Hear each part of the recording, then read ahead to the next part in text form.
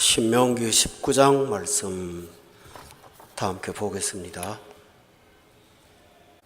우리 하나님께서는 이스라엘 백성들이 가나안에 들어가서 어떻게 살아야 할 것인가를 대하여 매우 세밀하고 상세하게 말씀을 하십니다. 모든 성도가 하나님께서 생활의 세밀한 부분까지 가르쳐 주심을 듣고 따른다면 오늘 우리의 삶이 이렇게 피폐하진 않았을 거라는 그런 생각을 말씀을 준비하면서 늘 하게 됩니다.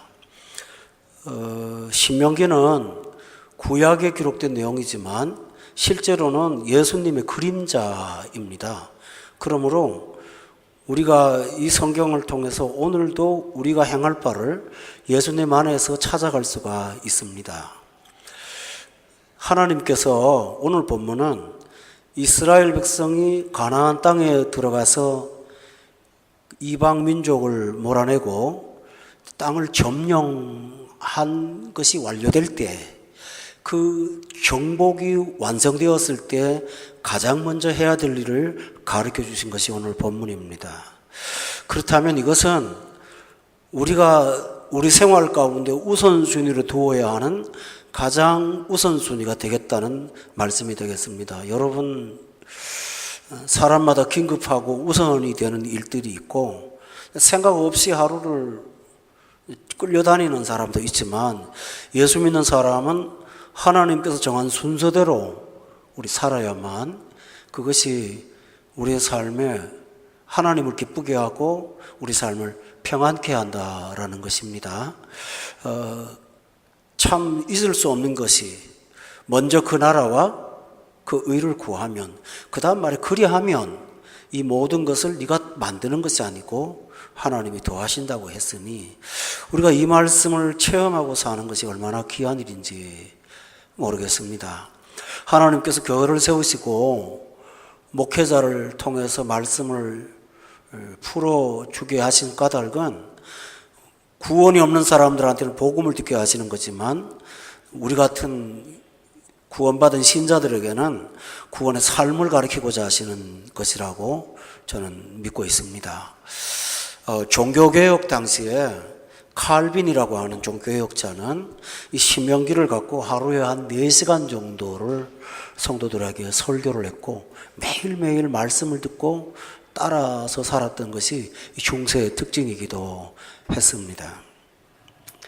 이제 본문으로 돌아가서 우리가 가장 먼저 해야 될 일, 근데 1절에 보면 가나안을 정복한 것이 네가 수고를 다 한 다음이 아니고 1절에 보니까 여호와께서 이 여러 민족을 멸절하시고 내 하나님 여호와께서 그 땅을 내게 주심으로 내가 그것을 받고 그들의 성읍과 가옥에 거주할 때에, 다시 말하면 네가 수고를 다 했으니까 이렇게 살아라가 아니고 하나님이 이렇게 했으니 너도 이렇게 하라고 하는 것이 오늘 본문의 주안점이 되겠습니다.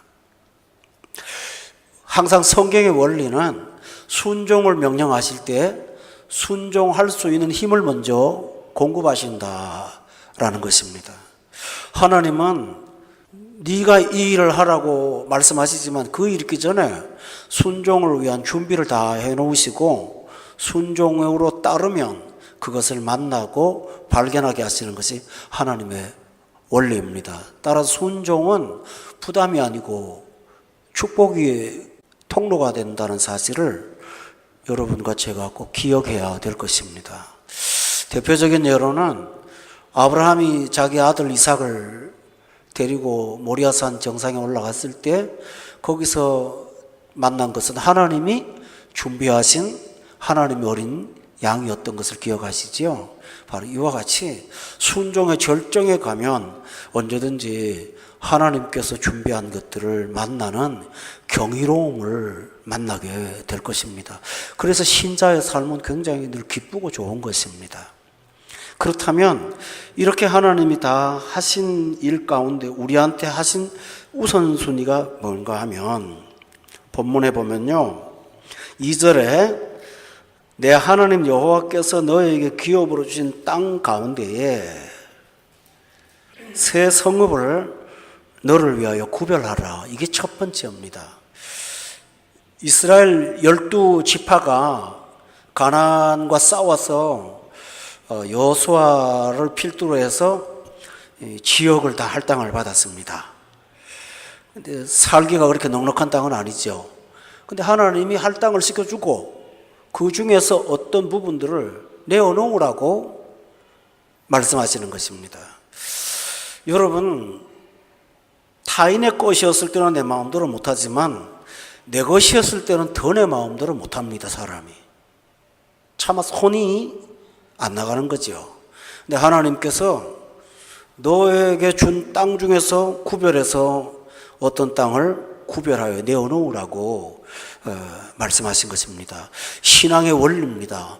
우리가 하루에 24시간을 살면서 하나님께 드리는 시간을 따로 구별하는 것이 성도의 자세입니다. 제가 묵상글을 쓰는 목적이 거기 있습니다.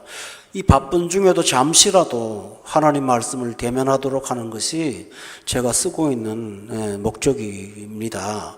그러므로 여러분도 여러분 자신의 삶에서 시간을 따로 떼어 놓으십시오. 물질도 따로 떼어 놓으십시오. 여러분의 좋은 것들을 하나님의 전에 올 때 사용할 수 있도록 구별을 하십시오. 이런 삶의 자세가 먼저 우선이 되면 내가 하나님의 것을 구별하면 하나님이 나를 구별하십니다. 이 원리입니다. 나를 존중히 여기는 자를 나도 그를 존중히 여기겠다고 말씀하셨으니 여러분의 삶에서 이런 질서가 먼저 이루어지기를 원합니다. 하나님께서. 그 중에 첫 번째가 뭐냐 하면 성을 구별하라라는 것입니다. 그런데 이 성의 이름을 성경 말씀에 보면 4절에 보니까 도피하게 하라, 3절에 또 살인자가 그리로 도피하라라고 했습니다. 그래서 일컬어 이 성을 도피성이라고 합니다. 그러니까 이건 돈을 말하는 것도 아닙니다. 시간을 말하는 것도 아닙니다. 근데 우리 신앙 가운데 가장 중요하고 가장 먼저 할 일이 도피성을 내 영역에 만드는 것입니다. 그런데 구약시대의 도피성은 구별된 지역이었지만 오늘 신약의 시대를 사는 우리에게 도피성은 도피성이신 예수 그리스도이십니다. 그렇다면 우리의 삶에 따로 떼어놓아야 될 부분이 있다면 그분은 바로 예수님이십니다. 이것을 하나님께서 먼저 하라고 말씀을 하신 것입니다. 그런데 본문 2절에 보면 굉장히 중요한 목적을 말씀하십니다. 2절 하반절에 보니까 너를 위하여 구별하라 라고 되어 있습니다. 성도 여러분, 도피성은 하나님에게는 아무런 필요가 없습니다. 하나님이 도피하실 필요가 있으신 분인가요? 도피성은 너를 위하여. 다시 말하자면 이 도피성은 나의 생명을 보호하기 위해서는 하나님의 명령입니다. 그러니까 바로 너 자신을 위해서 그걸 구별하라고 말씀하셨습니다. 참으로 중요한 것입니다. 그럼 도피성의 핵심은 예수님이신데 도피성의 특징은 어떤 것이냐면 4절에 보니까 3절과 4절에 살인자를 도피하게 하는 장소, 다시 말하면 살인자가 도피할 수 있는 공간이라고 말하고 있습니다. 성도 여러분, 우리는 사람을 죽인 일이 없습니다. 그러나 성경은 우리도 살인자의 범주에 들어간다고 말합니다. 죄의 삭은 사망이라고 했고요. 누구든지 형제에 대해서 라가라 하는 자는 형제를 살인하는 자요 라고 되어 있습니다. 따라서 살인은 특수한 범죄가 아니라 우리 속에 있는 일반적인 본성이라는 사실을 가르쳐 준다면 도피성은 어떤 특수범죄를 저지른 사람만을 위한 것이 아니라 2절 말씀에 보면 너를 위하여 라고 되어 있는 거죠. 다시 말하면 우리는 언제든지 우리의 영혼을 피할 수 있는 영역을 구별해야 되는데 여러분이 기억하실 사실이 하나 있어요.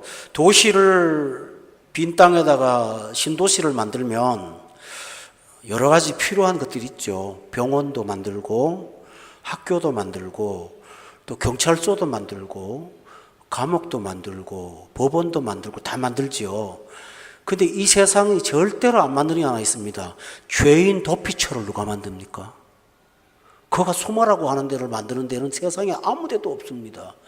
정말 하나님의 법은 하만이 말한 것처럼 그 민족의 법은 세상 법과 다르다는 것이죠. 그런데 그 도피성이 바로 나를 위한 거라는 것입니다. 왜 나를 위한 것일까? 본문에 여러분 4절과 보면 굉장히 중요한 단어가 하나 나옵니다. 4절 끝에 보니까 누구든지 본래 원한이 없는데 부지 중에 그의 이웃을 죽인 일. 여기서 핵심이 부지 중입니다. 성도 여러분, 5절에 보면 이것은 과실에 해당이 되는 것입니다.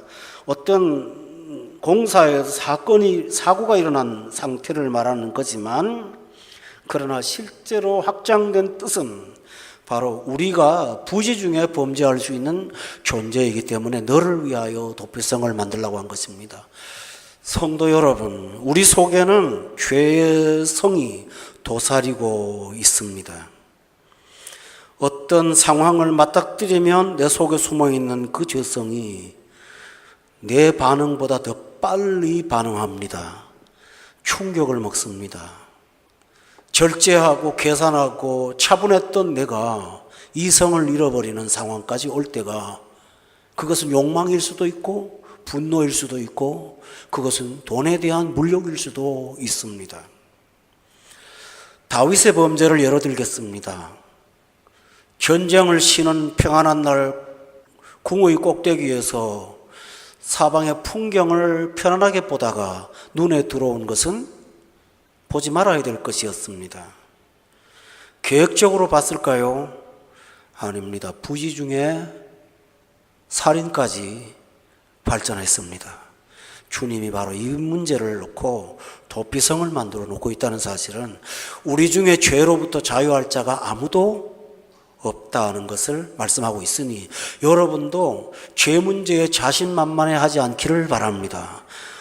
여러분, 우리가 섰다고 하는 자는 넘어질까 조심하라 했으니 우리 자신이 아무리 경건하게 살아도 어느 날 이런 죄성에 빠질 때가 있다는 사실을 하나님은 아시고 그날의 나를 안전케 하시는, 그 문제를 일으킨 나를 보호하시는 수단이 바로 도피성입니다. 다시 말하면 위기의 날에 하나님께서 생명의 보험을 너부터 먼저 들으라고 말씀하시는 것입니다. 왜 그런지 아세요? 성경의 전체에 대한 설명을 해드릴게요. 이스라엘 백성들에게 재판은 있습니다.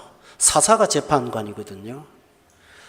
그런데요, 재판에 따른 처벌, 형벌을 시행하는 기관이 이스라엘은 없습니다. 굉장히 무서운 겁니다. 판사가 형벌을 정하면 경찰이나 이런 사람들은 감옥에다 집어넣거나 해서 그런 일들을 하는 사람은 국민이 아무나 하는 게 아니죠. 부모가 자식이 고통을 당해도 복수를 못하는 거 아닙니까? 왜요? 인간의 감정을 통제할 수가 없기 때문에 객관적으로 법을 다룰 수 있는 무관한 사람들에게 공권력을 주어서 법을 집행하게 합니다. 그런데 이스라엘은 법을 집행하는 기관이 없습니다. 하나님이 만들지 않았습니다. 대표적인 예를 들어 볼까요? 가늠하다가 잡혀서 예수님 앞에 잡혀온 여자 있죠? 감옥에 끌고 갔나요? 아니요. 딱 한마디만 합니다. 모세의 율법에 이런 자는 돌로 치라 하거들. 그리고는 전부 돌 들었죠. 도피성이 왜 필요합니까? 차라리 감옥 가면 안전할 수 있어요. 살인자가. 감옥이 없기 때문에 도피성이 필요한 거예요. 뭘까요? 모든 사람의 그 보복심에서부터 나를 보호하시는 것은 십자가 그늘밖에 없습니다.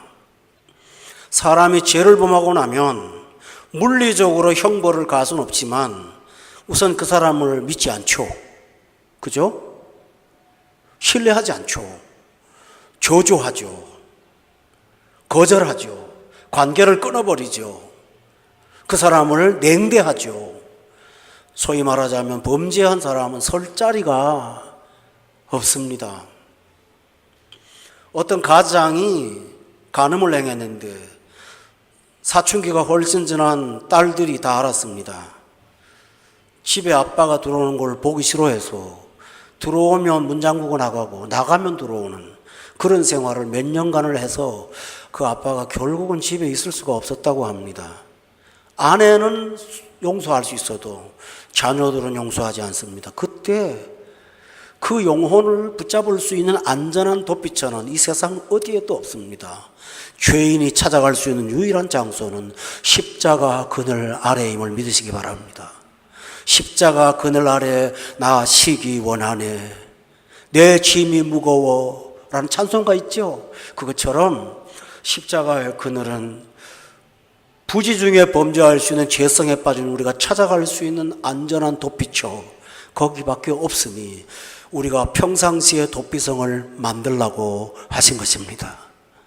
위기의 상황에 십자가의 은혜를 기억하지 못한다면 두 가지밖에 없습니다.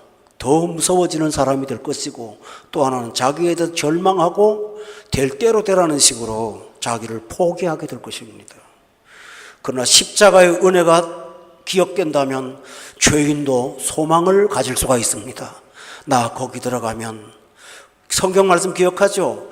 하나님께 죄 없다 함을 받고 죄의 가리움을 받는다는 말이 있죠. 우리가 죄가 없습니까? 가려 주시는 것. 이것이 바로 도피성의 특징입니다.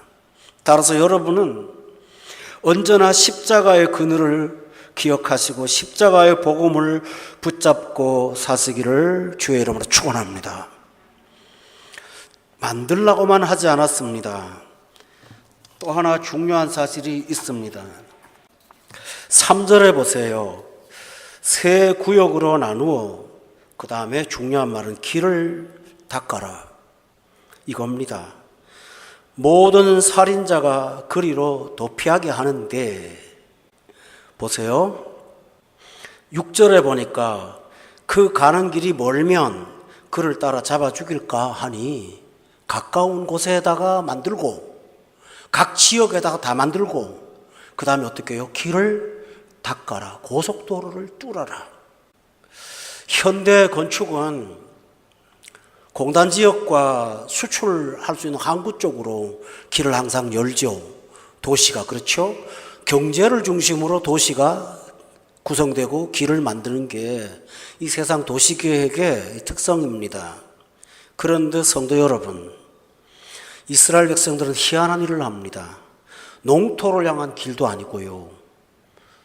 다른 나라와 물물 교환하는 무역의 항로도 아니고요. 도피성 가는 길을 아스팔트 포장하라고 말한 것입니다. 왜요? 가는데 장애물이 있어갖고 늦게 가다가 보복침에 빠진 사람한테 죽는다라는 거예요.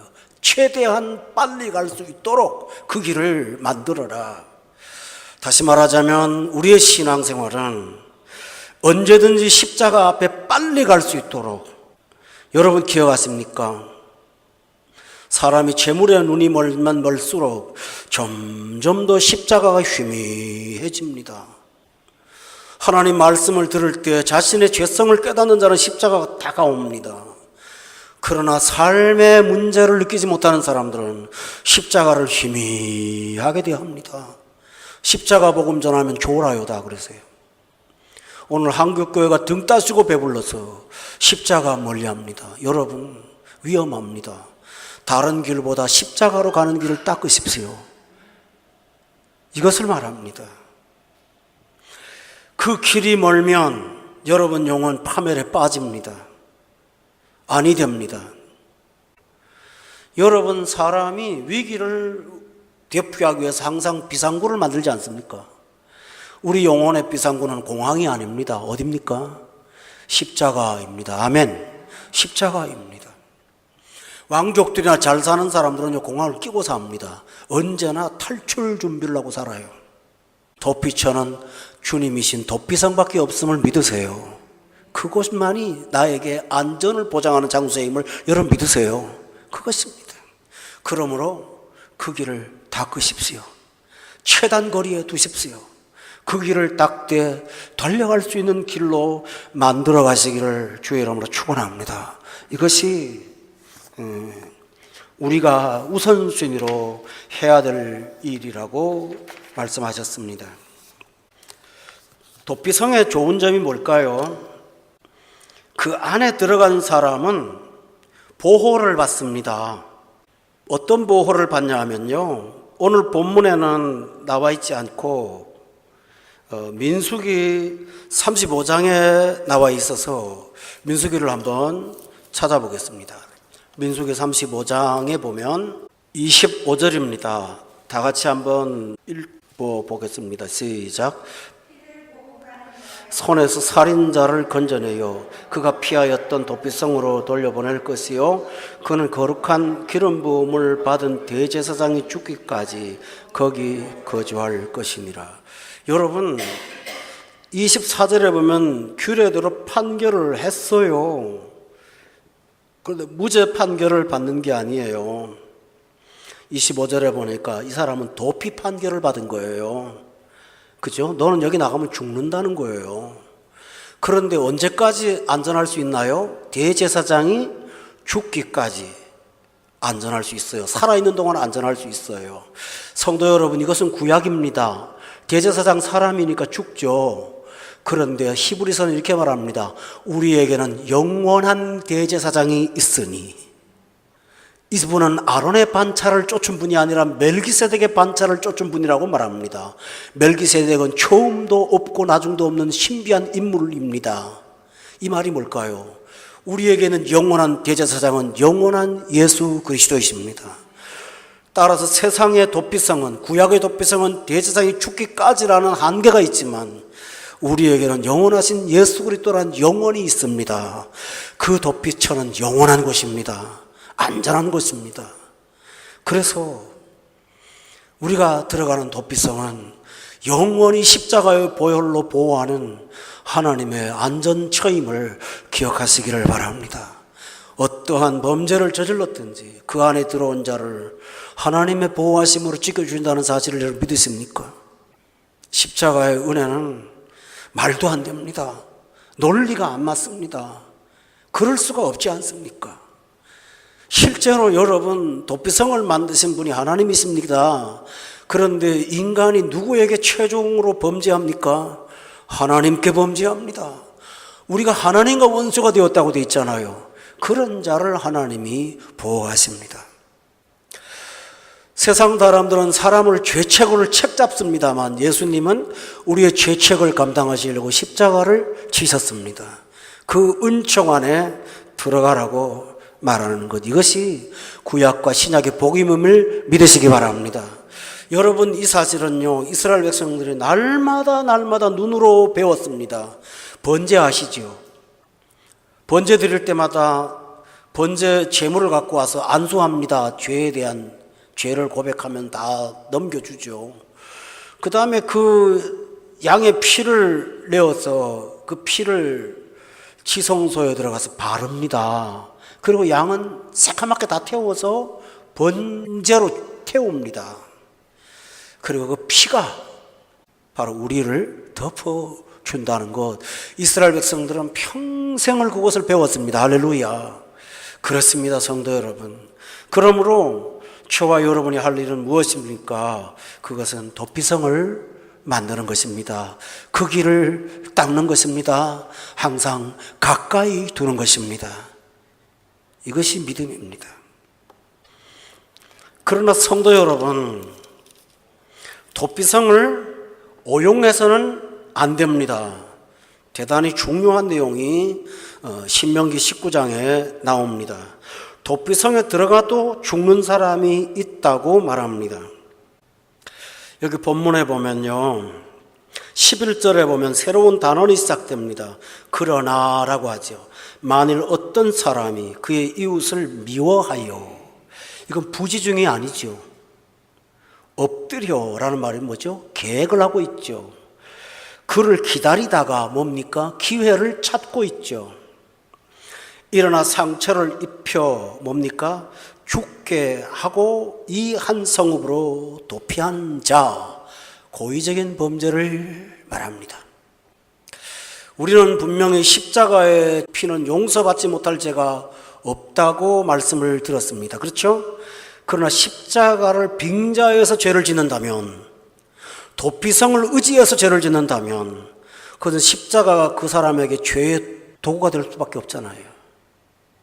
여러분 기억하세요. 예수님이 예루살렘 성전에 들어가서 성전을 회포하면서 내 아버지 집을 장사하는 집으로 만들지 말라. 그리고 뭐라는지 아닙니까? 도둑의 구렬로 만들지 말라. 도둑의 구렬이 뭔지 아세요? 도둑질하고 숨어드는 안전처로 성전을 썼다는 것입니다. 제가 이런 말을 드릴 때 복음의 능력은 용서하지 못할 죄가 없다고 하는데 라고 하지요. 그러나 용서받을 수 없는 죄가 하나 있습니다. 히브리서가 그 말을 합니다. 6장을 한번 찾아보시죠. 5절에 보세요. 하나님의 선한 말씀과 내세 능력을 맛보고도 타락한 자들은 다시 새롭게 하여 회개하게 할 수 없나니. 여기서 타락은 고의적인 범죄를 말합니다. 부지 중에 하는 것이 아닙니다. 이는 그들이 하나님의 아들을 다시 십자가에 못 박아 드러내놓고 욕되게 함이니라. 여러분 기억하십니까? 십자가가 죄의 도피처로 악용이 된다면 그 사람은 용서받을 수가 없다. 다시 말하면 십자가를 은혜로 여기지 않고 도구로 사용한다면 이런 사람한테 도피성은 오히려 죽음의 장소가 된다고 말하고 있습니다. 사랑하는 교우 여러분, 우리는 언제나 부지 중에 범죄할 수 있습니다. 그러나 조용히 미워하여 엎드렸다가 기회를 봐서 죽이는 계속 계획 속에 살고 그 죄를 포기하지 않으려고 죄를 정당하기 위해서 여러 가지 수단 중에 십자가가 포함되어 있다면 그 영혼은 살림받을 수가 없습니다. 이것을 성경은 말합니다. 성령을 모욕되게 하는 자는 사함이 없느니라고요. 다시 말하면 예수 그리스도의 보혈이 나의 구원심을 믿는 것보다는 내가 죄를 범할 수 있는 하나의 수단이 된다면 그것은 십자가에 그리스도를 다시 못 박는 일이 된다고 말하고 있습니다. 얼마나 두려운 일일까요? 그러나 여러분 낙담은 하지 마세요. 우리는 부지 중에 넘어질 수는 있습니다. 그러나 그것이 습관이 되어서 죄가 여러분의 삶이 구조가 된다면 그것은 매우 위험한 일입니다. 영혼을 위해서. 그런 사람에게 기다리는 것은 영원한 무제경밖에는 없다는 사실을 저와 여러분은 기억해야 될 것입니다. 견물생심이라고 순간적으로 물욕이 생겨서 어떻게 순간적으로 마음이 돌 수 있습니다만 그것이 너무 뻔뻔하게 정당화되기 시작한다면 여러분 영혼은 길을 닦는 것이 아니라 십자가를 향하여 길을 막고 있는 것이 아니겠습니까? 그러므로 성도 여러분, 우리 자신이 부지 중에 범죄하는 것들이 반복되지 않도록 기도하십시다. 부지 중에 반복되는 것은 나중에 습관이 되고 삶이 되고 나중에 양심이 무뎌지기 시작하게 됩니다. 큰일 납니다. 성경은 말합니다. 도피성은 너를 위하여 세운 곳이라고요. 죄를 위하여 세운 곳이라고 하지 않습니다. 바로 너를 위하여. 결론을 내린다면 도피성을 만든다고 할 때 우리가 하나님께서 완전하지 않다는 것을 알고 계시고 받아주시겠다고 하는 말씀이 아니겠습니까? 완전한 것을 요구하는 것은 분명히 아닙니다. 어떤 사람은 물욕에 약합니다. 아무리 경건하게 살려고 해도 순간적으로 할 때가 있습니다. 어떤 사람은 이성에 약합니다. 아무리 경건하게 살려고 해도 순간적으로 할 때가 있습니다. 그러나 그 부지를 즐긴다면 그것은 십자가의 욕을 다시 하는 것이 아니겠습니까? 물론 반복될 수도 있습니다만 죄를 범하고도 영혼에 가책이 없이 십자가 앞에 나가서 또 붙잡고 쳐다보면서 담대할 수 있다면 여러분의 영혼은 마비되고 만 것입니다. 그러므로 교우 여러분, 도피성을 만들 때 그 안에서 해야 될 일이 뭘까요? 오늘도 내가 은혜로 저 밖에 나가면 죽는데 예수 안에 있기 때문에 오늘 살고 있다는 그 은혜를 날마다 기억하는 것입니다. 할렐루야. 그것입니다. 그런 은혜를 기억하고 사는 자는 죄에 빠지지 않습니다. 또 범죄하러 가지 않습니다. 그래서 십자가는 율법보다 더 강합니다. 율법의 요구가 이루어지는 것이 십자가의 은혜라는 사실을 믿으시기 바랍니다. 우리가 자칫 잘못하면 도피성을 나의 죄의 어떤 도피처럼 만들 수가 있고 성전을 도둑의 굴혈로 만들 수 있게 됩니다. 그러므로 성도 여러분, 섰다고 하는 자는 넘어질까 조심하라는 이 말씀 기억하십시다. 우리의 심령 가운데 도피성을 쌓아놓고 그곳에 들어올 수 있는 것이 은혜라는 사실을 항상 기억하십시다. 그리고 받아주시고 죽으실 때까지 나를 보호하시는 그 은혜 안에서 여러분의 새 삶을 찾으시기를 바랍니다. 기도하겠습니다.